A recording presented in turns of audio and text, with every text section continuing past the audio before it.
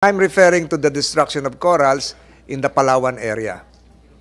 Kung sakali pong tuloy yung destruction ng corals, totoo bang mas malakas ang waves pag lumindol? Mas may posibilidad na magkaroon ng tsunami? And can this be part of the warning system of PBOLCS?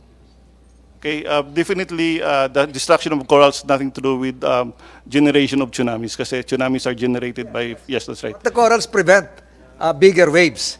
Yes, So if you it may. destroy the corals, the wave prevention, natural wave prevention being done by the corals will be diminished.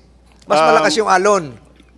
Pero I think that hindi masyadong significant po yung magiging effect ng corals kasi nasa shallower, siguro yung mga bakawan natin would have more impact rather than the corals. Healthy coral reefs act as natural buffers, reducing wave energy and protecting coastlines from erosion and flooding. That is really correct. Let me just give you a concrete example, Mr. Senator, that is really correct. If you've noticed, several years ago, President Duterte stopped the operation at Boracay. And Boracay was actually a disaster in making because the corals were being destroyed by the algae.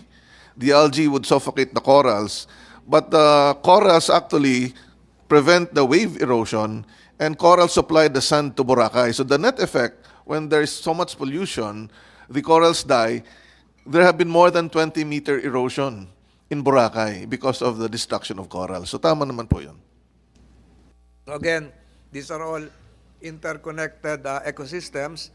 The destruction of one can produce a larger tsunami which will have effect on the coastal communities.